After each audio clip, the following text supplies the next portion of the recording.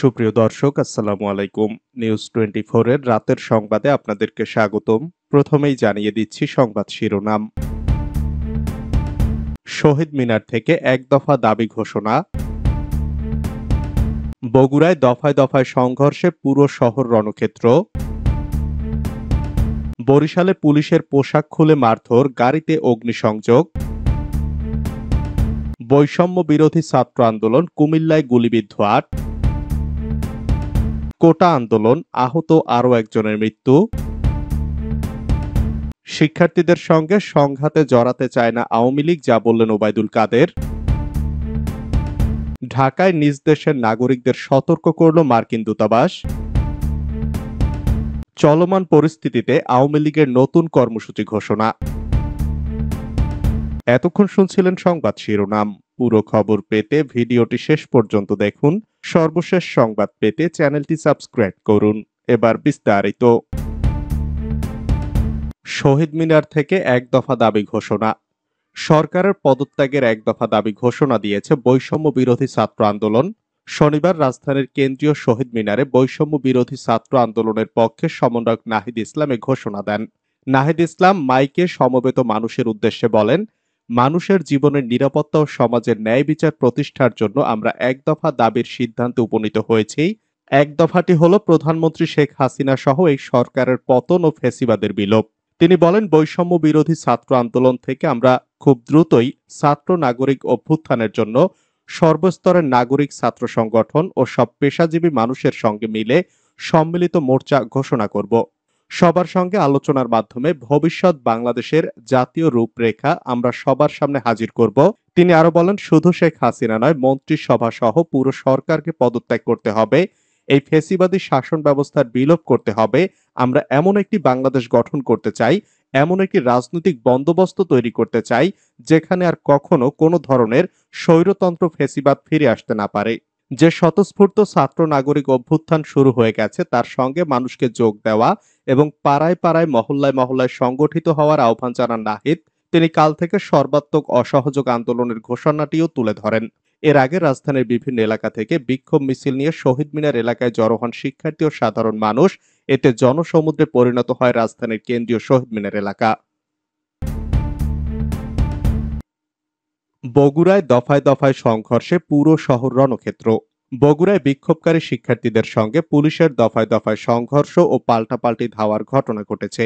Police শিক্ষার্থীদের ছত্রভঙ্গ করতে কাঁদানে গ্যাসের শেল, সাউন্ড গ্রেনেড ও রাবার বুলেট ছোড়ে। এতে বেশ কয়েক শিক্ষার্থী আহত হন। শনিবার বিকেল 4টার দিকে শহরের সাতমাথা থেকে মিছিল নিয়ে শহর প্রদক্ষিণকালে এ ঘটনা ঘটে। আজ বিকেল 5:30টায় এ প্রতিবেদন লেখা পর্যন্ত শহরের সাতমাথা, সার্কিট হাউস মোড়, জেলা জজ আদালতের সামনের সড়ক, কালীবাড়ি মোড় সহ শহরের বিভিন্ন স্থানে বিক্ষোভকারীদের সঙ্গে পুলিশের সংঘর্ষ চলছে। প্রত্যক্ষদর্শী কয়েকজন জানান, সরকার পতনের এক দফা দাবিতে বেলা 2:30 থেকে বৈষম্য বিরোধী ছাত্র আন্দোলনের হাজারো শিক্ষার্থী জনতা সাতমাথা এলাকায় অবস্থান নিয়ে বিক্ষোভ করতে থাকেন। শিক্ষার্থীদের মিছিল স্লোগানে সাতমাথা এলাকা পুরোপুরি বন্ধ হয়ে যায়। বরিশালে পুলিশের পোশাক খুলে মারধর, গাড়িতে অগ্নিসংযোগ। বরিশালে হামলা ও হত্যার প্রতিবাদে বিক্ষোভ করেছেন আন্দোলনকারী শিক্ষার্থীরা। এ সময় পুলিশের একটি পিকআপ ভ্যানে অগ্নিসংযোগের ঘটনা ঘটে। এছাড়া সেখানে থাকা কয়েকজন পুলিশ সদস্যের পোশাক খুলে ছিঁড়ে ফেলার অভিযোগ উঠেছে। তবে আন্দোলনকারী শিক্ষার্থীদের দাবি, এসব ঘটনায় তারা যুক্ত নয়।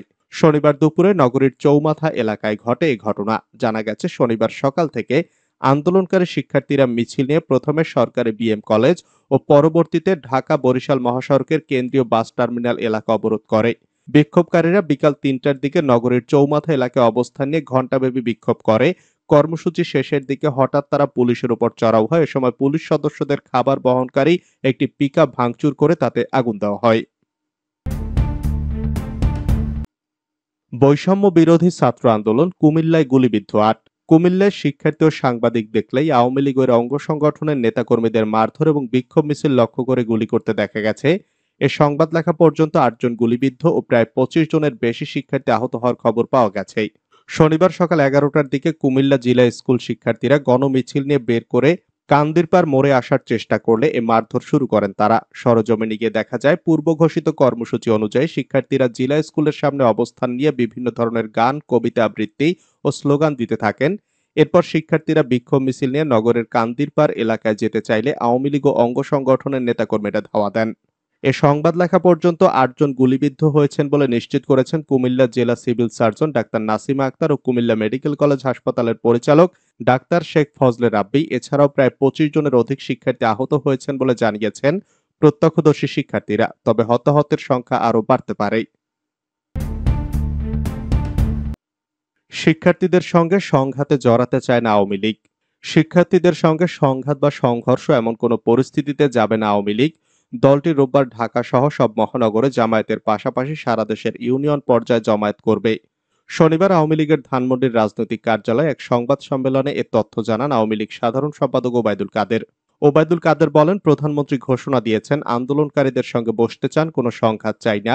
সংঘাত হতে পারে, পক্ষ বিপক্ষ হতে পারে, এ ধরনের কর্মসূচি আমরা সংঘাত এড়াতে এড়িয়ে চলেছি। আমরা কোনো প্রকার সংঘাতে জড়াতে চাই না, সে কারণে আমরা সংঘাত হতে পারে এ ধরনের প্রোগ্রাম এড়িয়ে চলেছি। সাধারণ সম্পাদক বলেন, গতকাল এবং আজকে আমাদের নির্ধারিত কর্মসূচি ছিল, আমরা আগামীকাল নতুন করে প্রোগ্রাম দিয়েছি। ঢাকা সিটির সব ওয়ার্ডে ওয়ার্ডে জমায়েত এবং বাংলাদেশের সব জেলায় ও মহানগরে জমায়েত। আর আগামী ৫ই আগস্ট শেখ কামালের জন্মবার্ষিকী উপলক্ষে আমরা ইঞ্জিনিয়ার ইনস্টিটিউট থেকে বঙ্গবন্ধু ভবন পর্যন্ত শোক মিছিল করব। ঢাকায় নিজ দেশের নাগরিকদের সতর্ক করল মার্কিন দূতাবাস। চলমান কোটা সংস্কার আন্দোলনকে কেন্দ্র করে অস্থিতিশীল পরিস্থিতির কারণে ঢাকায় থাকা নিজ দেশের নাগরিকদের সতর্ক করল মার্কিন দূতাবাস। শনিবার ঢাকার মার্কিন দূতাবাসের এক বিবৃতিতে এ সতর্কতা জানানো হয়েছে।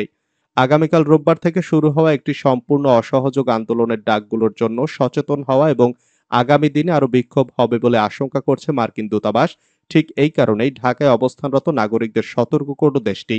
বিবৃতিতে বলা হয়, দূতাবাসের কর্মীরা যেন চলাচলের ক্ষেত্রে সতর্কতা অবলম্বন করেন।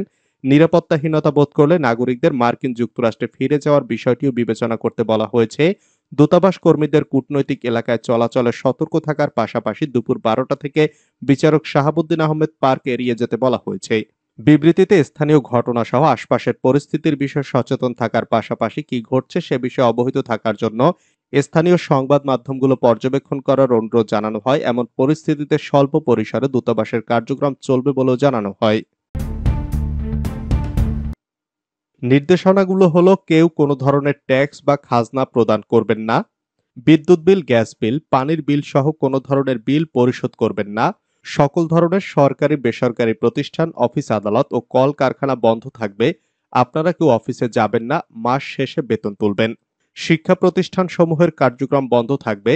প্রবাসীরা ব্যাংকিং চ্যানেলে কোনো ধরনের রেমিটেন্স দেশে পাঠাবেন না। সকল ধরনের সরকারি সভা, সেমিনার আয়োজন বর্জন করবেন। বন্দরের কর্মীরা কাজে যোগ দিবেন না, কোনো ধরনের পণ্য খালাস করবেন না। দেশের কোনো কলকারখানা চলবে না, গার্মেন্টস কর্মী ভাই বোনেরা কাজে যাবেন না। গণপরিবহন বন্ধ থাকবে, শ্রমিকরা কেউ কাজে যাবেন না। জরুরি ব্যক্তিগত লেনদেনের জন্য প্রতি সপ্তাহের রবিবারে ব্যাংকগুলো খোলা থাকবে। পুলিশ সদস্যরা রুটিন ডিউটি ব্যতীত কোনো ধরনের প্রোটোকল ডিউটি, রায়ট ডিউটি ও প্রোটেস্ট ডিউটিতে যাবেন না। শুধুমাত্র থানা পুলিশ নিয়মিত থানার রুটিন ওয়ার্ক করবে। দেশ থেকে যেন একটি টাকাও পাচার না হয়, সকল অফশোর ট্রানজেকশন বন্ধ থাকবে। বিজিবি ও নৌবাহিনী ব্যতীত অন্যান্য বাহিনী ক্যান্টনমেন্টের বাইরে ডিউটি পালন করবে না। বিজিবি ও নৌবাহিনী ব্যারাক ও কোস্টাল এলাকায় থাকবে। আমলারা সচিবালয়ে যাবেন না। ডিসি বা উপজেলা কর্মকর্তারা নিজ নিজ কার্যালয়ে যাবেন না। বিলাস দ্রব্যের দোকান, শোরুম, বিপণী বিতান, হোটেল, মোটেল, রেস্টুরেন্ট বন্ধ থাকবে। এতে আর উল্লেখ করা হয়, হাসপাতাল, ফার্মেসি, জরুরি পরিবহন সেবা যেমন ঔষধ ও চিকিৎসা সরঞ্জাম পরিবহন, অ্যাম্বুলেন্স সেবা, ফায়ার সার্ভিস, গণমাধ্যম, নিত্য প্রয়োজনীয় দ্রব্য পরিবহন, জরুরি ইন্টারনেট সেবা, জরুরি ত্রাণ সহায়তা এবং এই খাতে কর্তব্যরত কর্মকর্তা কর্মচারী পরিবহন সেবা চালু থাকবে। স্লোগানে উত্তাল কেন্দ্রীয় শহীদ মিনার এলাকা। রাজধানীর বিভিন্ন এলাকা থেকে বিক্ষোভ মিছিল নিয়ে কেন্দ্রীয় শহীদ মিনার এলাকায় একত্র হয়েছেন শিক্ষার্থী ও সাধারণ মানুষ। কোটা সংস্কারের দাবি ঘিরে শুরু হওয়া আন্দোলন এখন সরকার পতনের স্লোগানে উত্তাল। বিকেল 4:45টার দিকে এই প্রতিবেদন লেখার সময়ও বিভিন্ন এলাকা থেকে মিছিল নিয়ে আন্দোলনকারীরা আসছিলেন। শহীদ মিনার এলাকায় উপস্থিত প্রথম আলোর ৩ জন প্রতিবেদক জানান, আজ শনিবার বেলা 2:30টার পর থেকে দলে দলে শহীদ মিনারে জড়ো হতে শুরু করেন বিক্ষোভকারীরা। সময় যত গড়াতে থাকে আন্দোলনকারীদের সংখ্যা তত বাড়তে থাকে। হাজারো মানুষের ভিড়ে শহীদ মিনার চত্বর ও এর আশপাশের এলাকায় পা ফেলার জায়গা নেই।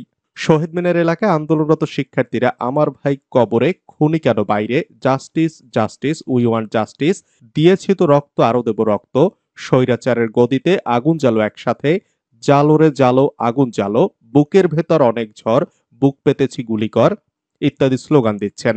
সারা দেশে ছাত্র নাগরিকদের শান্তিপূর্ণ আন্দোলনে হামলা করে খুনের প্রতিবাদে ও ৯ দফা দাবিতে গতকাল নতুন কর্মসূচি ঘোষণা করে বৈষম্য বিরোধী ছাত্র আন্দোলন। তারা আজ সারা দেশে বিক্ষোভ মিছিল ও কাল রোববার থেকে সর্বাত্মক অসহযোগ আন্দোলনের ডাক দেয়।